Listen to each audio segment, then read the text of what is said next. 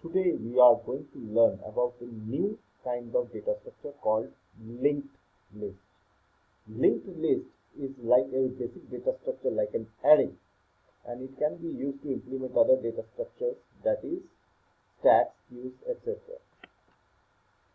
So why do we use linked list? Arrays have some inbuilt difficulties to work with, like the size of an array is fixed. It cannot be changed in runtime. So always there is a chance of wastage of space if you are using array data to the minimum, and you cannot use more data if the array size is smaller. And also insertion and deletion in arrays are expensive.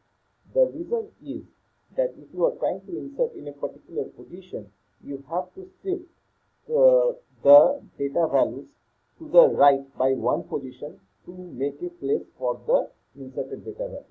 Similarly, in the deletion case, it is very expensive, as when you are deleting an element, you have to shift elements to the left to cover the place of that element.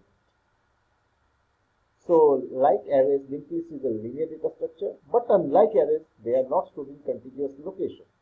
The elements are linked using pointers. So, what are the advantages? Dynamic size. So, you can change the size of a linked list in the runtime, and there is ease of insertion and deletion in the linked list. So, it basically uses heap memory. So, typically linked lists are shown as figure given below. That is, in a chain A, B, C, D and D points to null. However, in reality, within a computing system, it is almost like a table. So, supposedly there are 4 addresses to store the 4 values. We store in 8001 A. But another part of A, that data structure will consist the address of the next pointer, next value, next node. So that is called, let us say, it is stored in 53. So we put 53 in here. B is stored in 53.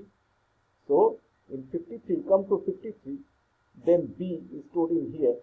So we want to store something in the next node C. So we store in 8009. So basically, these are all done dynamically. So we do not care about the addresses.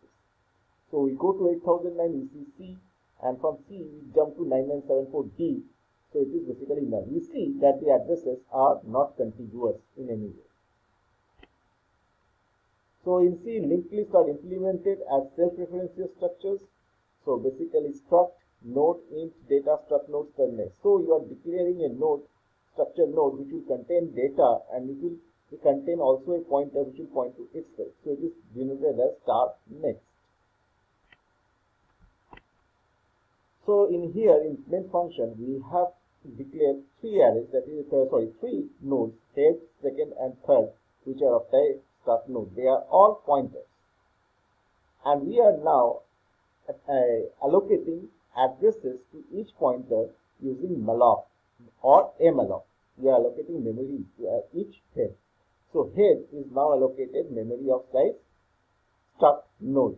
So each pointer head is now this one. This blue is represented by head, second is represented by the orange, third is represented by the yellow.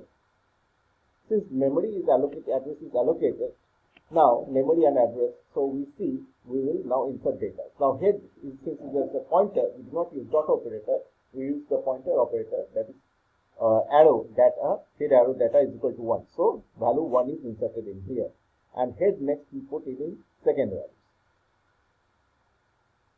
So similarly, as we do this,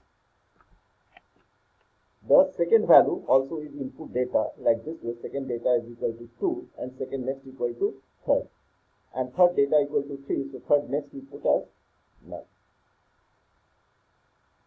I think you have understood how a linked list looks like. So this is your assignment. You have to implement the linked list as shown in C programming language. Try to display the numbers on the desktop. Use the hint node equal to node2 dot next, nodes that is arrow next, to jump node to node. Thank you.